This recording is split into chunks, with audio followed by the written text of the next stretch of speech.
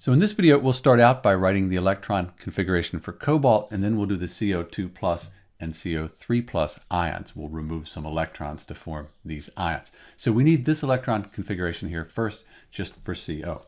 So to do that, we'll go to the periodic table and we'll look up cobalt. On the periodic table, cobalt, that has an atomic number of 27. So this is the atomic number. It's also the number of protons. Because this is neutral, right? This cobalt here, it doesn't have the plus sign after it. The protons will equal the electrons. So we have 27 electrons for the cobalt here. So let's write the electron configuration for cobalt. We'll use this table here broken up into these orbital blocks to write the electron configuration. You can also use this chart. There's a link to a video in the description to show you how to do that, but I think this is a better way to do it. Let's try it. So cobalt, we start with 1s. S orbitals hold up to 2 electrons. We'll put 2 in there. We get 1s1, 1s2. Here we're at the 2s1, 2s2. So we'll put 2 more. We've used 4 electrons. We have 27. We go from 2s over to 2p.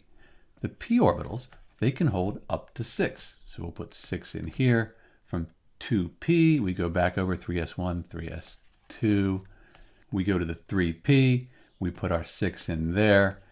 3p. To the 4s2, and we've used 20 electrons now. So from the 4s, we go to the 3d.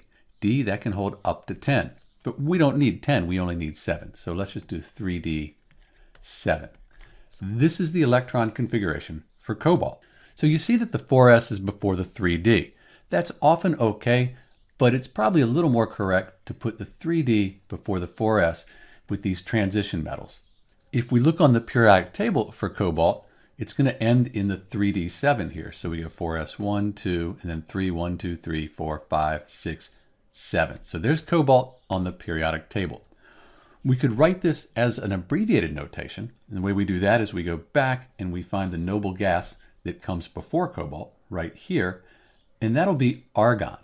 So to write the abbreviated configuration, we write Ar, we put brackets around it, and then we write what comes after that, which is 4s2, 3d7.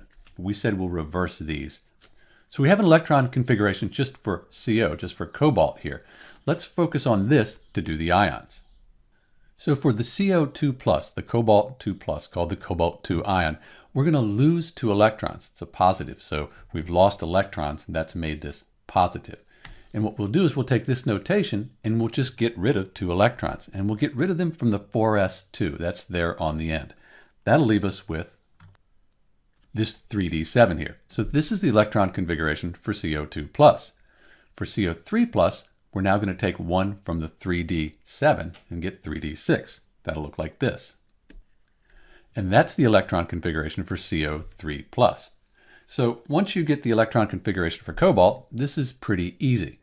Do note that we remove the electrons from the 4s, not from the 3d here. So when we write it this way and we have the 4s on the end, that makes sense. This is what ionizes first, so we remove those. We end up with this 3d7 for our 2 plus, and then the 3d6 for our 3 plus. So these are the electron configurations for cobalt and its ions here, and this is Dr. B. Thanks for watching.